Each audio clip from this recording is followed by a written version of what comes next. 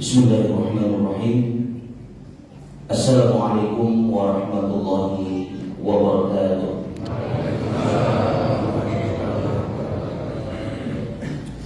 Alhamdulillahi ala ni'mani, wassalatu wassalamu ala mab'usi bi akmali lisanati Sayyidina Muhammadin wa ala alihi wa ashabihi wa awliyaihi.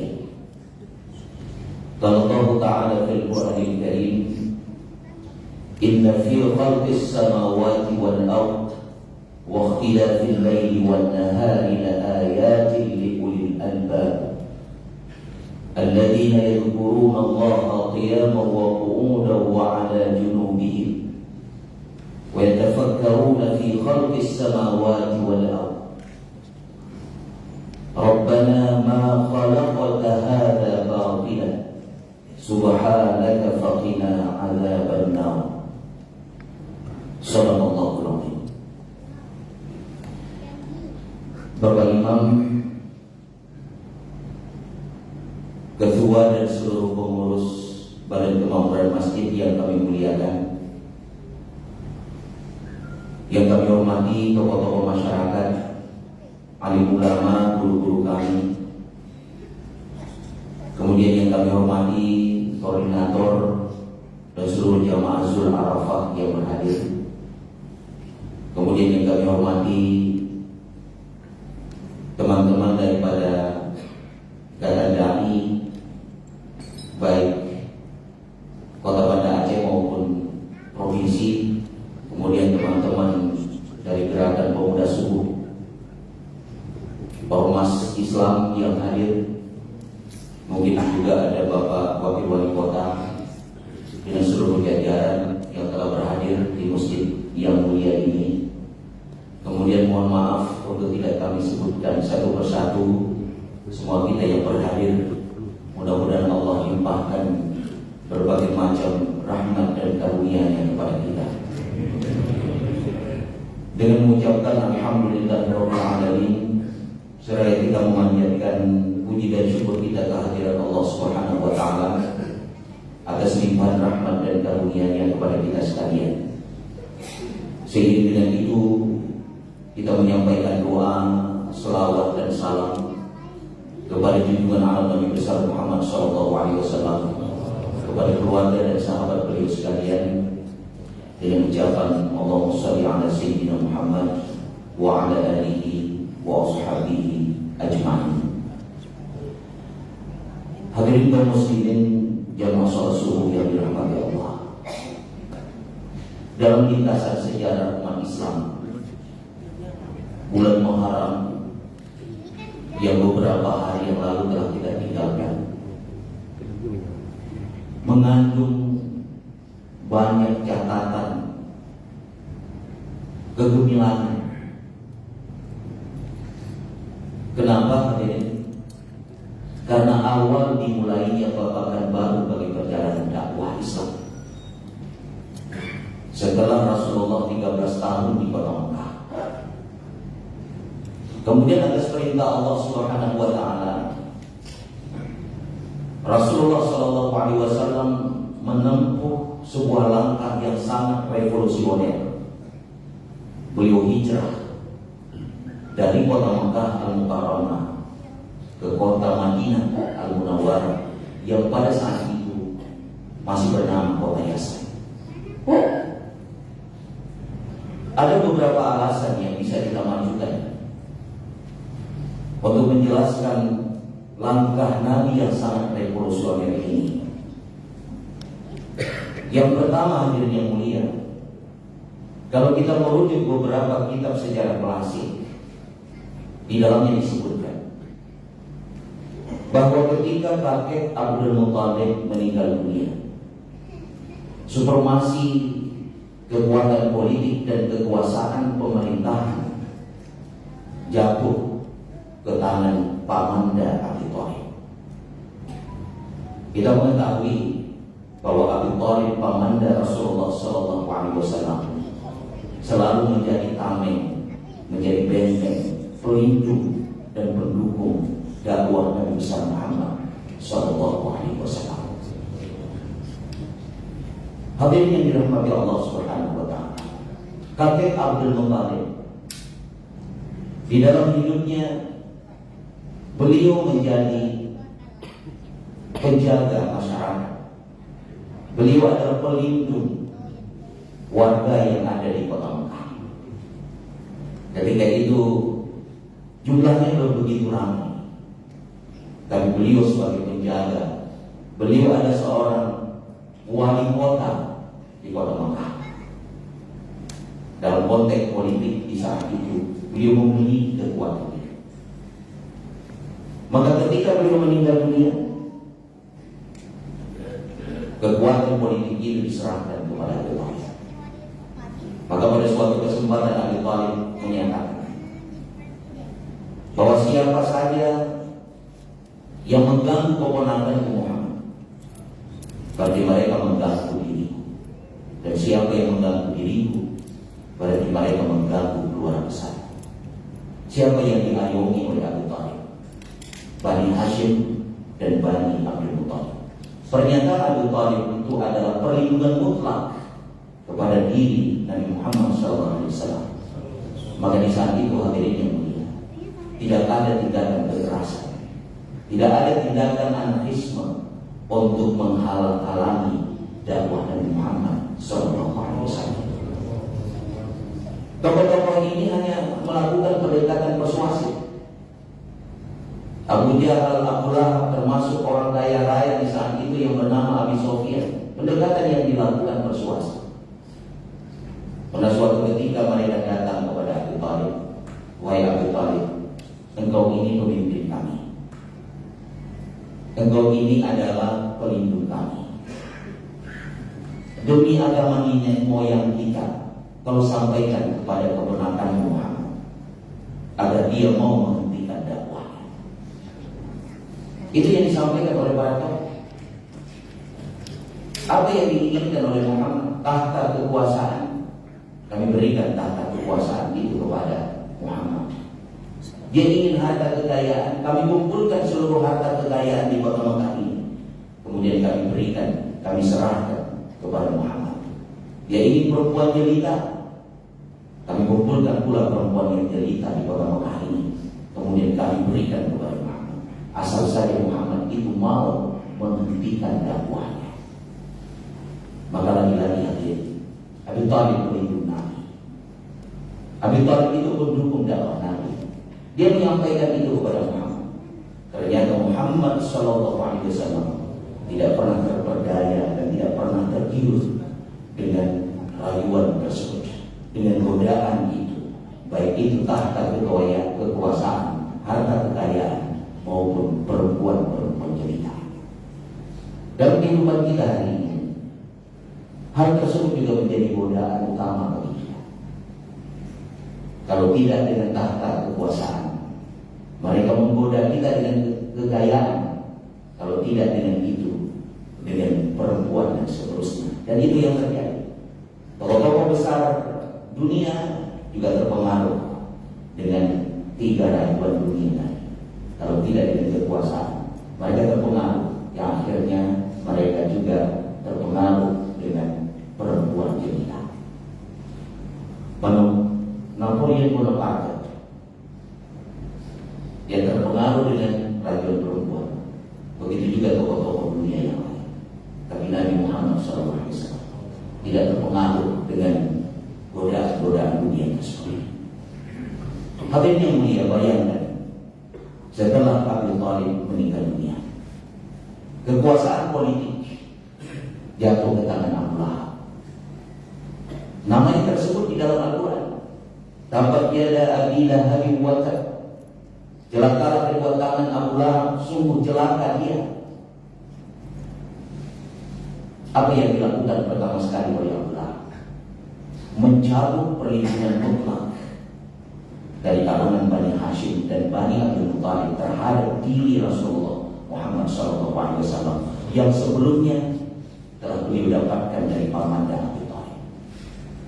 Maka yang terjadi kemudian kekerasan, anarkisme, kesewenang-wenangan, kezaliman hingga penyiksaan yang dirasakan oleh Rasulullah dan seluruh pengikut kaum muslimin. pengikut kaum muslimin yang baru masuk Islam di saat itu, termasuk Bilal bin Rabah, disiksa luar biasa karena tidak ada lagi kekuatan yang mendukung secara politik terkait dengan dakwah yang disampaikan oleh Nabi Muhammad SAW. Nabi Muhammad sempat dikasari, belum lagi sholat, lagi beribadah, beliau dilempar dengan bangkai, dilempar dengan kotoran unta dan seterusnya.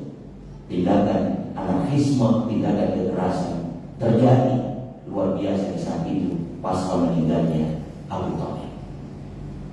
Kemudian yang kedua, Siti Khadijah radhiyallahu anha. Siti Khadijah istri tercinta baginda Rasulullah Muhammad SAW. Beliau punya reputasi ekonomi perdagangan, tidak hanya di kota Makkah, malah di seluruh Jazirah Arabia. Beliau adalah businesswoman yang sangat punya pengaruh dalam ekonomi perdagangan. Beliau selama hidupnya mendukung dakwah Nabi. Seluruh harta bendanya diwakafkan untuk perjuangan Nabi Muhammad SAW. Maka beliau juga pernah mengatakan kepada Rasulullah, "Wahai Rasulullah, seandainya engkau berdakwah sempat melintasi sebuah sungai, di sana tidak ada jembatan, saya rela mewakafkan tulang belulangku agar engkau jadikan jembatan hingga kemudian engkau nyebrang ke sana menyampaikan dakwah." Begitu luar biasa Islam. Maka itu menjadi contoh bagi kita, bagaimana istri, seluruh keluarga kita mendukung perjuangan dakwah untuk menegakkan kalimat hak, la ilaha illallah Muhammad Rasulullah. Karena sulit bagi kita berdakwah, bagi kita sebagai pencerah, bagi kita penyampai kebenaran, kalau kemudian kita tidak didukung oleh keluarga, terutama istri dan anak-anak kita. Maka dalam konteks politik juga begitu. Nanti Pak Jamal nggak pernah kalian itu kan nggak pakai baygon ataupun pakai elektrikal apa itu. Ini zaman pakai obat ya. Dekat punya mau mabuk ya udah mau juga malamnya. Kita lebih buat yang mau mabuk. Sebelum dalam lagi politik, yang katanya nilai pak keluarga, katanya nilai pak produk, siap atau tidak. Kemudian nikah yang kedua katanya Pak Purno. Juga katanya Pak Ani yang katanya Pak nikah yang lebih baik belum Pak keluarga. Katanya belum Pak urun kampung yang lebih baik, yang dia keluarga. Karena yang penting dukungan daripada keluarga, kemudian dukungan daripada masyarakat. Yang dia keluarga. Tiga-tiga kita pakai dalam konteks politik. Hadirin yang dirahmati Allah Subhanahu wa ta'ala, Siti Khadijah mendukung dakwah Nabi. Di kota Makkah itu seperti saya sebutkan tadi, ada konglomerat yang kaya raya juga. Abu Sufyan, dia belum masuk Islam ketika di kota Makkah. Dia seorang ekonom, mengendalikan ekonomi perdagangan di kota Makkah. Tapi reputasinya di bawah Siti Khadijah. Dia tidak punya kekuatan ekonomi apa-apa, tidak punya reputasi perdagangan apa-apa. Selama Siti Khadijah itu masih hidup, maka tidak ada upaya-upaya dalam konteks ekonomi untuk memboikot dakwah Nabi Muhammad SAW. Maka bayangkan, setelah Siti Khadijah meninggal dunia, dalam tahun yang sama Abu Thalib meninggal, kemudian menyusul Siti Khadijah. Ekonomi perdagangan di kota Makkah dikendalikan oleh Abu Sufyan. Apa yang dilakukan pertama sekali oleh Abu Sufyan? Dia memboikot Nabi dengan seluruh pengikut kaum muslimin dalam konteks ekonomi besar-besaran. Apa yang dilakukan? Orang Islam dilarang membeli dan dilarang menjual. Kebutuhan rumah tangga orang Islam di saat itu berada di pasar. Hadirin, umat Islam perlu gandum, gandum itu ada di pasar. Umat Islam itu memerlukan makanan, makanan itu ada di pasar. Tapi umat Islam diboikot secara ekonomi, dilarang membeli dan dilarang pula untuk menjual. Maka dalam satu riwayat yang baca, di saat yang puncak krisis terjadi, Nabi dan pengikut kaum muslimin didraw di kota Makkah. Sempat beliau dengan pengikut kaum muslimin memakan daging unta yang kulit unta yang telah dikeringkan. Begitu juga dengan kulit domba dimakan oleh Nabi dengan pengikut kaum muslimin. Maka di saat itulah beliau mengizinkan sahabatnya untuk hijrah ke Afrika, hijrah ke Taif, untuk menyelamatkan Islam dari kaum muslimin. Kemudian alasan yang ketiga, kenapa Madinah menjadi pilihan? Jadi saat itu masih bernama Kota Yasrib. Di Madinah itu ada keluarga daripada Nabi, baik dari garis keturunan Abdullah ayahanda beliau, maupun dari garis keturunan Siti Aminah ibunda beliau. Dan mereka setia membantu Nabi Muhammad, melindungi Nabi Muhammad SAW. Ditambah lagi ada sekalangan orang di Kota Yasrib yang telah membaiat Nabi Muhammad SAW. Baiat pertama terjadi, lebih kurang 15 orang dari kalangan masyarakat Yasrib datang ke kota Mekah. 2 orang dari kalangan Bani Aus, dari kalangan kabilah Aus, dan 13 orang yang lain dari kalangan kabilah Khazraj. Aus dan Khazraj kabilah yang dominan di kota Yasrib. 15 orang jumlah mereka datang ke kota Mekah untuk membaiat setia kepada Nabi. Kedatangan ini diketahui oleh Nabi, disambut dengan baik. Namun di saat itu Nabi Muhammad khawatir. Kekhawatirannya sangat mendalam. Kekhawatirannya itu sangat beralasan. Kenapa? Kafir musyrik itu terus-menerus menghalang-halangi dakwah Nabi. Apalagi diketahui oleh mereka kedatangan orang Yasrib ini untuk membaiat Nabi Muhammad SAW. Apa yang dilakukan oleh Nabi di tengah-tengah kekhawatiran ini? Dibawalah mereka ke satu desa yang dekat dengan kota Mina bernama Aqabah. Maka disebutlah di dalam sejarah Bai'ah Aqabatul Ula, Bai'ah Aqabah yang pertama. Karena Bai'ah itu terjadi di sebuah desa, di sebuah kawasan yang dekat dengan kota Mina yang bernama Aqabah.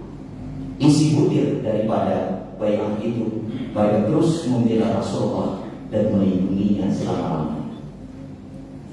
Hadirin yang berbahagia, setelah itu mereka yang 15 orang ini menyampaikan kepada Rasul, "Ya Rasulullah, tolong kirimkan sahabatmu ke kota Yasrib, ke kota Madinah. Ajarkan kami Al-Quran, ajarkan kami tentang agamanya." Maka di saat itu hadirin yang mulia, terpilihlah Mus'ab bin Umair. Mus'ab bin Umair ini adalah tokoh muda Islam. Semangat tempurnya, semangat jihadnya luar biasa. Darahnya masih mendidih.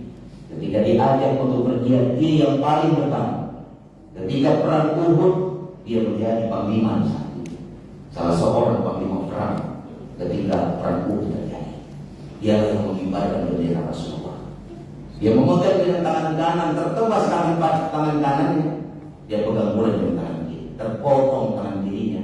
Dia pegang dengan kaki, dia impitkan dengan 2 kakinya, tertebas pula kedua kakinya hingga kemudian dia syahid di medan Uhud.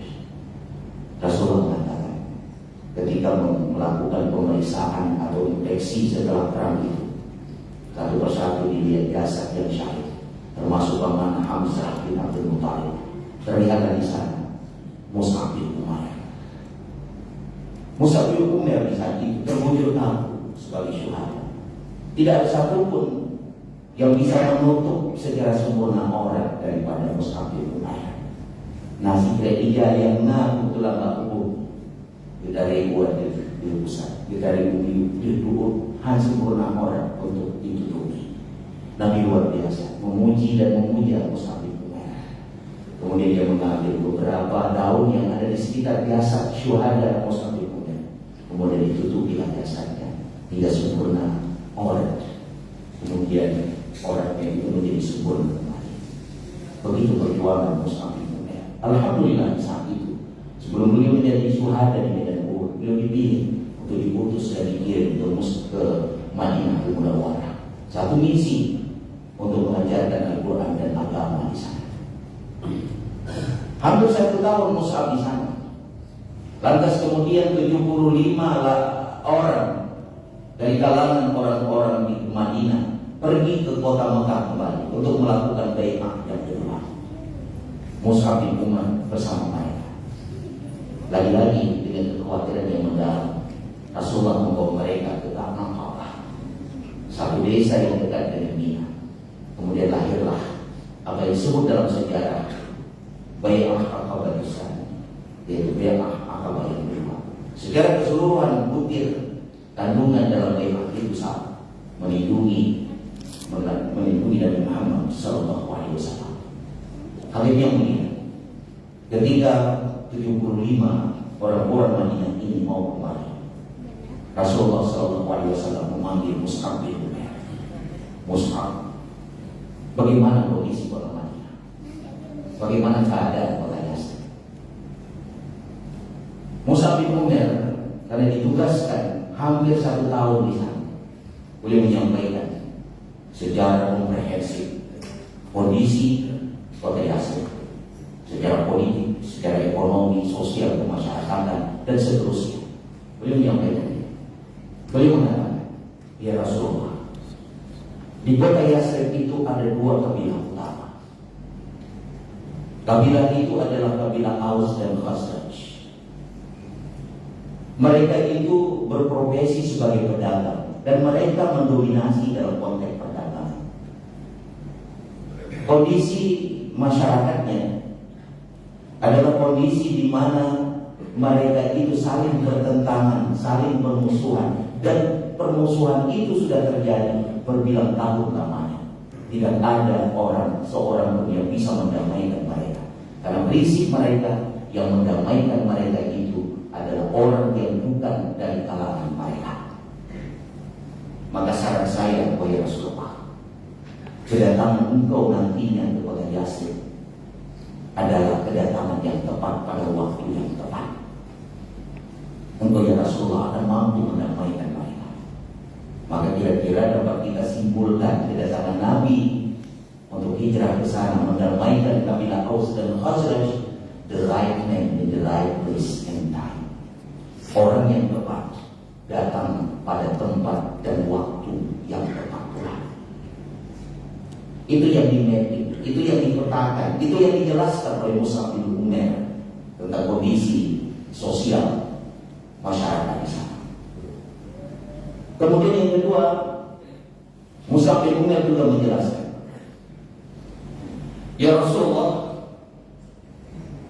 masyarakat di sana lebih-lebih dari kalangan keluarga engkau dan orang-orang yang sedang membaiat merindui kedatanganmu.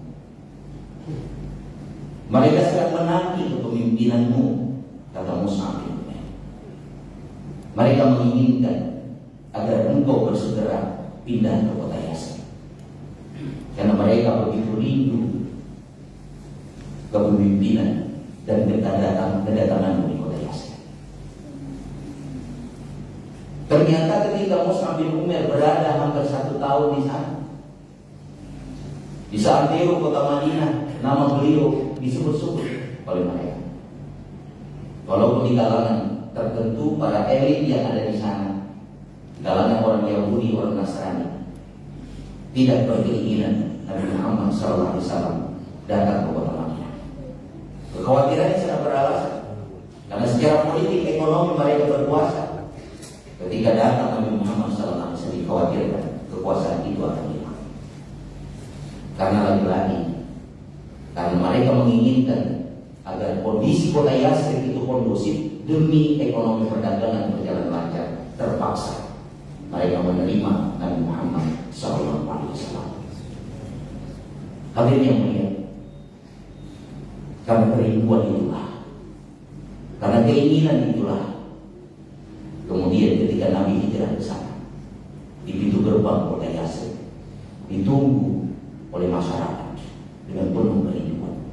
Tala'al badru alaina min saniyatil wada' wajaba syukru alaina mada'a lillahi da'. Anta syamsun, anta qamarun, anta nurun fawqa nur, anta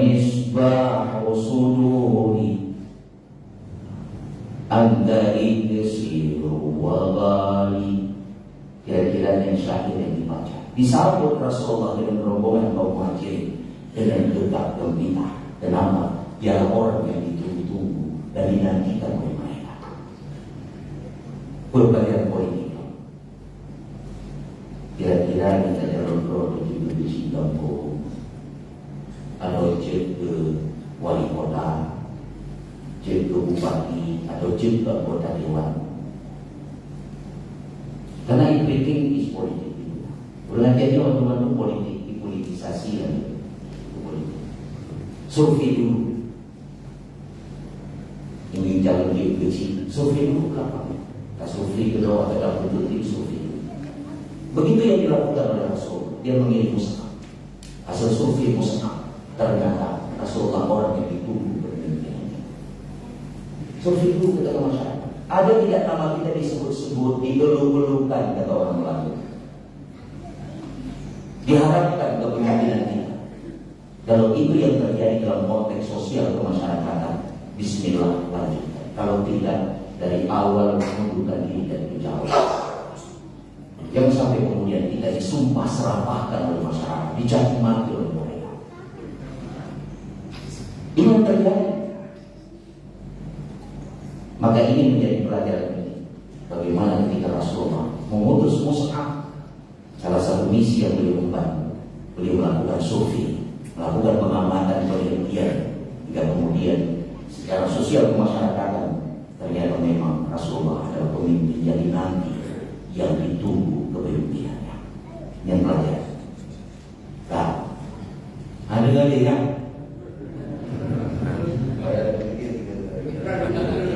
dia etika, dengar dia etika, dia lagi etika. Dengar etika. Kemudian akhirnya berbahaya. Si beruntung Rasulullah di pertamanya. Kuasa politik telah meredam. Ekonomi perdagangan termasuk pasar dikuasai oleh Rasulullah dengan kaum muslim. 10 tahun di kota Madinah Islam menembus dinding Jazirah Arabia. 10 tahun nanti Islam begitu gemilang, Islam begitu berjaya, tercatat di dalam sejarah Islam.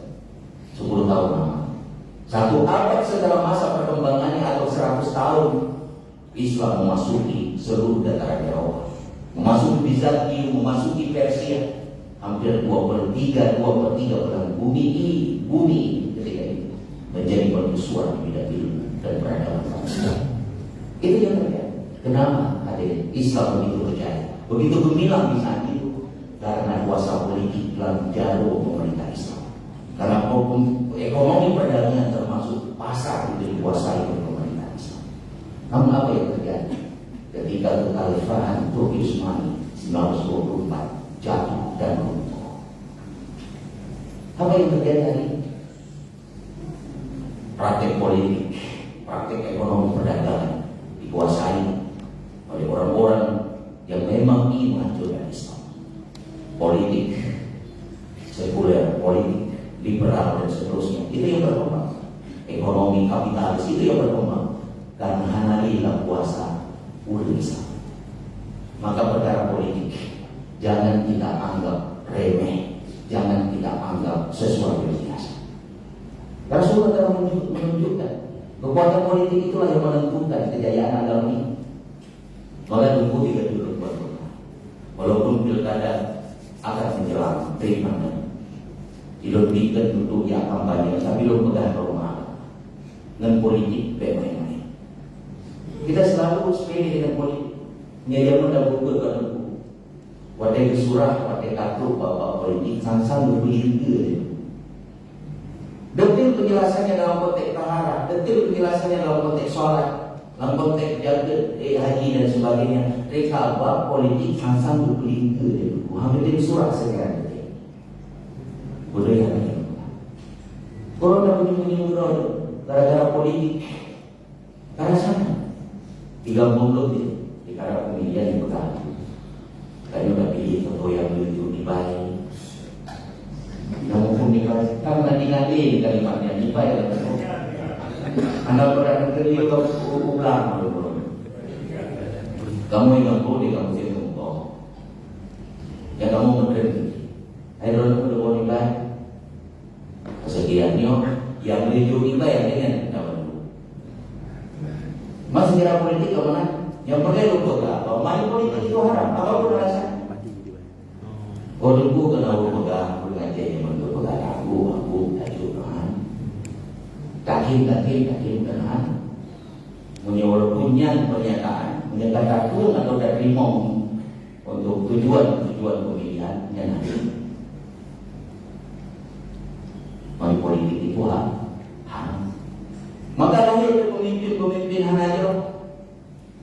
Ketika pemimpin itu berbuat dosa, berbuat salah, bohong misalnya, dia berdosa, kita yang ini juga ikut berdosa. Ini masalah akidah itu, maka politik jangan main-main.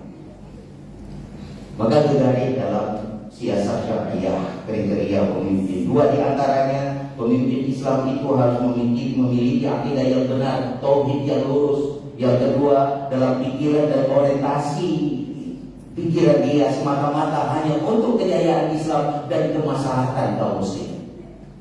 Itu dua di antaranya. Tauhidnya benar, akidahnya lurus, dalam budaya itu, dalam orientasi pemikirannya tidak lain kecuali kejayaan Islam dan kemaslahatan kaum muslim. Tapi dengan kriterianya itu, bagaimana orangnya yang anggota DPR yang lainnya, calon wali kota juga banyak kriteria seperti itu. Cuma di akhir seleksi tilahi mungkin pemimpin bedanya dipegangnya gembrung, tapi yang gembrung itu dia bawa busuk behom atau minta yang mengambil yang pada dasarnya kata Rasulullah fi ba'dil syarrin khiyarun, pada sebagian keburukan pun ada pilihan. Yang wajib perlu pegang memilih itu wajib. Ya. Maka kita itu buat pegang, jangan bermain-main dengan politik. Karena ini menentukan untuk kejayaan Islam dan kemaslahatan kaum muslim. Hadirin yang dirahmati Allah, jamaah salat subuh yang dimuliakan. Menyedap pegang masalah politik panjang itu. Dan kondisi kita yang mulai. Kamu rasa-rasa ada punya akibat politik salah kaprah selama ini. 20 DPR anggota DPR seluruh Indonesia.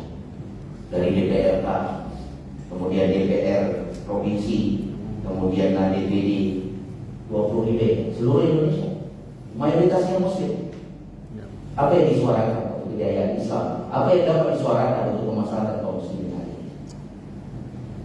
Bodoh yang ada di Lombok. Ini kenyataan hari ini. Apa yang bisa mereka lakukan untuk Islam? Justru norma-norma Islam sedikit demi sedikit menjadi pudar. Syiar Islam pelan namun pasti semakin menghilang. Nanti ketika peringatan 1 Muharram, sampai Badugonya, sampai libur bersama 11 Agustus. Sudah yang belum. Dengan SKB 3 Menteri, 10 Oktober Maulid Nabi, tanggal merah pokoknya 20 Oktober cuti bersama. Apa yang bisa kita suarakan? Oh tunggu urut terjepit 17 pekan kita terjepit terus. Dan urus Selasa 17 Agustus ke urus Selasa. Bahkan hari libur 18 Agustus di hari Rabu. Kenapa 1 Muharram hari Selasa liburnya Rabu? 19 Oktober Maulid Nabi liburnya juga Rabu. Baca SKB, mudah-mudahan saya tidak salah. Syiar di budaya baju. Kita tidak sadar siapa yang bisa menyuarakan ini? Anggota DPR. Sampaikan kepada pemerintah, ada apa nih Pak pemerintah? Kok lagi nyomong? Ada tidak yang menyuarakan? Yang kondisi Pak, saya tidak mau fitnah dan mengada-ngada. Jadi itu kenyataan yang terjadi di lembaga dewan. Yang boleh memegangkan lembaga dewan seperti di pusat. Tapi rakyat kita yang mewakili kita di sana di luar, sampaikan juga suara. Kita berdakwah hari ini, menurut kapasitas kita Pak. Di DPR lembaga dewan, mereka berdakwah dengan cara menetapkan ketentuan, menyelundupkan menyederakan silen yang tajam. Gunakan dia hanya untuk mencukur bulu di badan. Kalau kita yang tajamnya daya obat rendus, walaupun memang tajam tidak sesuai kapasitas. Jika punya di tangan parang yang tajam, gunakan bukan untuk mencukur bulu di badan, gunakan dia untuk menopang pokok Islam. Menurut kapasitas dakwah juga seperti itu. Sampaikan kebenaran la ilaha illallah Muhammadur Rasulullah sesuai dengan kapasitas kita masing-masing. Dan yang ahli barangkali dalam media, ahli kita dalam informasi teknologi, gunakan media itu untuk menyebarkan dakwah. Maka yang sangat penting adalah hubungan semua pihak untuk dakwah Islam. Diri kita, keluarga kita, masyarakat, dan seluruh umat yang ada. Hadirin yang dirahmati Allah Subhanahu wa ta'ala, kebijakan itu tidak bijaksana di saat umat Islam hari ini sedang berusaha untuk bersatu padu untuk kerukunan umat antar beragama. Dikeluarkan kebijakan itu oleh pemerintah. Hanya bijaksana. Kita sedang berusaha untuk bersatu menjaga kerukunan. Tiba-tiba lahir kebijakan yang hari ini mencederai kita sebagai umat Islam. Menyelum tugas Kamsil menurut. Mudah-mudahan Kamsil ini sesuai terkait pergeseran cuti bersama. Kata pun buah belakang buahnya dapat ujian. Yang kira-kira Kamsilan, mudah-mudahan Kamsilannya sesuai dengan kondisi. Kita beranalogi. Analogi ayat misalnya waktu itu luar biasa ayat Al-Ahzab At-Taubah ayat 27 terkait dengan innaman nasihu ziyadatul fil kufr. Biasanya orang-orang kafir itu mengulur-ulurkan kemuliaan bulan Muharram. Bertambahlah kekafiran. Muncul dari mereka. Surat Al-Ahzab ayat 37. Saya mencoba melihat beberapa penjelasan tafsir. Ini analogi. Kenapa saya katakan analogi? Ada kesamaan keadaan pada masa itu dengan keadaan kita sekarang. Orang kafir hadir. Orang kafir dulu itu memuliakan bulan Muharram ini, sama kita sebagai orang Islam memuliakan. Malah orang kafir musyrik begitu memuliakan bulan Muharram, dia menemukan dan mendapatkan membunuh kedua orang tuanya. Dia tidak akan menghakimi, tidak akan memberikan hukuman pada bulan Muharram. Dia menunggu selesai bulan Muharram karena dia memuliakan bulan Muharram. Sama seperti itu yang orang kafir. Maka ketika itu dengan berbagai macam alasan kepentingan dia ulurkan kemuliaan tersebut. Kemuliaan di bulan Muharram dibawa ke bulan Sabar dan bulan-bulan selanjutnya. Tahun depan dia balikkan lagi kemuliaan bulan Muharram di bulan Muharram. Itu yang terus-menerus mereka lakukan. Maka kata Allah, bertambahlah kekafirannya yang memang pada dasarnya mereka sudah disematkan sebagai orang kafir, tapi ditambah-tambahkan oleh Allah akan kekafiran mereka. Itu sebagai analogi. Kenapa yang disebut analogi itu kan menjadi persamaan, kesamaan keadaan yang kita bandingkan dengan kondisi kita. Maka tafsiran bertuan dari kabupaten kuah belamong muronyo dadakun tabayutia. Namun menyedengar tukun dapaku nyan sama satu rasa. Bawa panah, bawa pisang, kuah dalam sama satu rasa. Tapi coba kita makan besok hari. Mulai-mulai yang mereka panah berubah. Hanya nyuli itu hanya rasa. Itulah yang diupayakan hari ini dengan konspirasi yang dilakukan. Agar syiar ini sedikit demi sedikit menjadi hilang di tengah-tengah umat Islam. Hadirin yang mulia, bagaimana Muharram tahun baru ini kita kaitkan dengan kondisi kita? Kita manfaatkan di dalam kehidupan nyata. Pada suatu ketika seorang sahabat datang kepada Rasulullah. Ya Rasulullah, saya baru pulang dari sebuah kaum. Kaum itu mengatakan, ya Rasulullah, bahwa hijrah itu telah berhenti, hijrah itu telah berakhir. Kemudian Rasulullah mengatakan, wahai sahabatku, hijrah itu tidak akan pernah berhenti, hijrah itu tidak akan pernah berakhir selama pintu taubat itu belum ditutup. Dan pintu taubat itu tidak akan tertutup hingga kemudian kiamat tegak berdiri. Artinya apa? hijrah, melakukan upaya perubahan ke arah yang lebih baik itu, dia tidak akan pernah berhenti hingga kemudian kiamat datang bagi itu. Maka upaya kita hari ini adalah terus berusaha melakukan perubahan di dalam kehidupan kita di seluruh aspek itu. Aspek sosial kemasyarakatan, ibadah dari rumah, dalam konteks ibadah makhluk kita berusaha melakukan perubahan. Kita melakukan berbagai macam usaha untuk kemudian Allah meridai kita. Itu yang sangat penting. Proses kehidupan kita luar biasa dalam konteks makhluk, dalam konteks dari rumah itu belum bisa kita andalkan, belum bisa kita banggakan. Kenapa? Secara ritual kita luar biasa, kita begitu taat, namun secara sosial masih perlu kita pertanyakan. Kita tidak peduli dengan orang lain hari ini. Maka silaturahim yang sebenarnya di dalam Islam itu ada dua unsur, simpati dan empati. Simpati itu kepedulian, perhatian kita kepada saudara. Empati itu kita turut merasakan keadaan orang sedih saudara kita merasa sedih. Dia menderita, kita juga merasa penderitaan dia. Itulah empati. Silaturahim itu dibangun simpati dan empati, kepedulian, perhatian, kemudian diteruskan dengan kita ikut merasa apa yang dirasakan oleh saudara kita. Itu adalah hubungan aspek sosial kemasyarakatan, dan itu yang harus kita utamakan hari ini. Kepedulian kita kepada orang-orang yang lemah, kepedulian kita kepada orang-orang yang sakit, fakir, miskin, dan mereka dipastikan berada di tengah-tengah kita, di lingkungan tempat tinggal kita. Curahkan perhatian kepada mereka. Kondisi pandemi ini luar biasa kita rasakan dampaknya.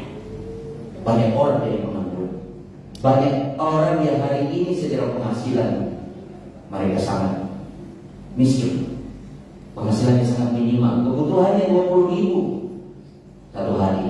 Dia mendapatkan penghasilannya satu hari itu tidak sampai 20.000. Mereka fakir, mereka miskin. Maka kita dituntut sebagai umat Islam untuk memperhatikan mereka.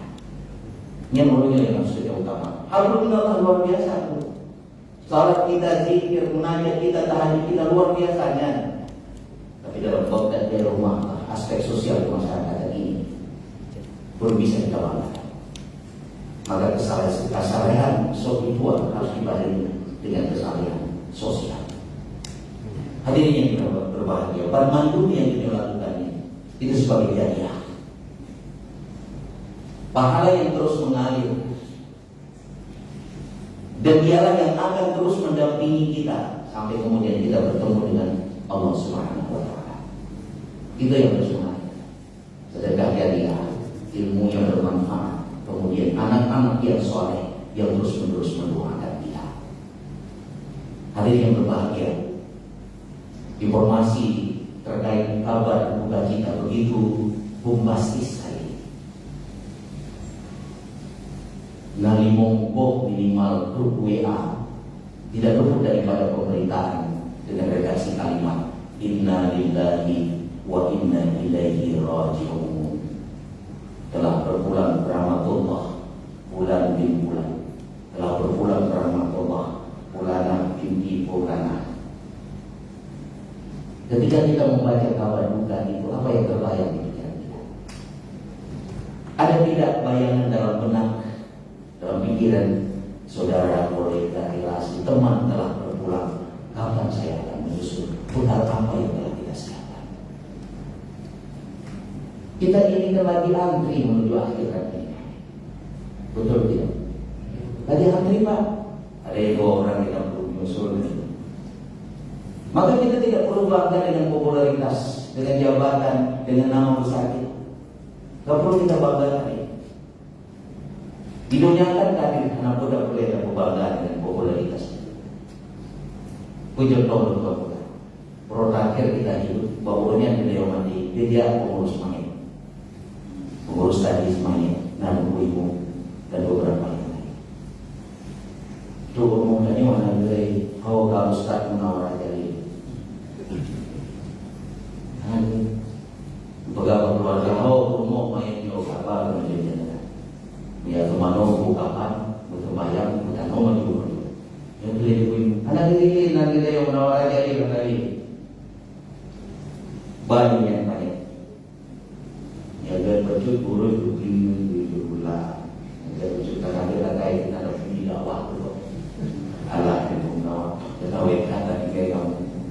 Yang keliru punya naga dia ngebilangi itu. Kira-kira. Tapi buku itu banyak orang yang jadi baik dia itu akhlaknya berbeda. Kolega kita sedih 3-4 hari saja. Relasi teman-teman saya menawarkan. Sedih 3-4 hari. Beda pikir kita oleh mati kita dunia ini akan berhenti berputar, tidak. Ekonomi jalan, posisi kita digantikan oleh orang lain, Pak. Rumah kita oleh mati menyenangkan kawin lain, posisi kita diganti orang lain. Orang kepala dinaikkan, itu dari pemerintah protes kembali, posisi kita diganti orang lain. Bisi kamu mana? IEPG sekretaris ya, dari dana pemilihan untuk calon definitif digantikan oleh orang lain.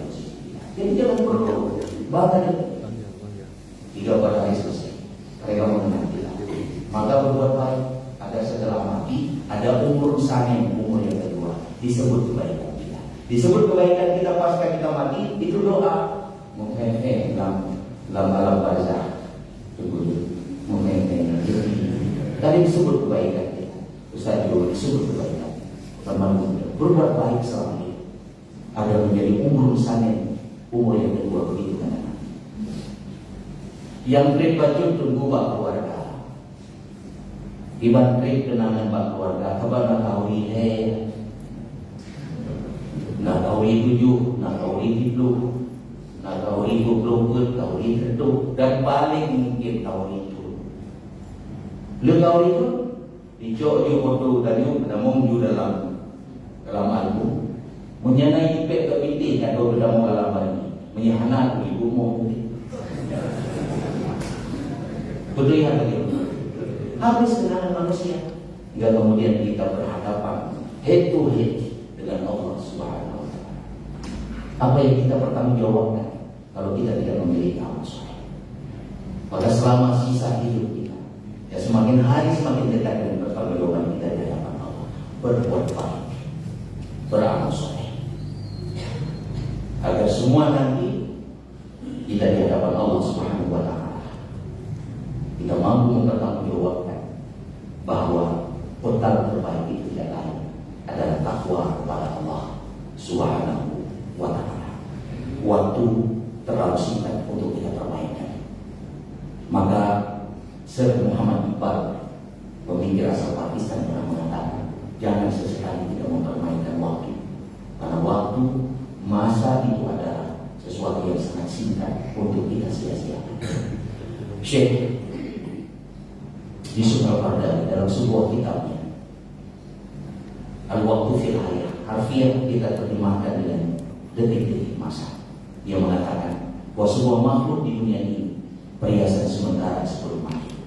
Yang baik belum tentu kemari. Jika berdatang pun entah baik entah kecil. Yang berlalu itu tetap saja pergi. Yang dicita-cita belum tentu kemari. Sepanjang masa yang kita peroleh, itulah saja nikmat saja. Assalamualaikum warahmatullahi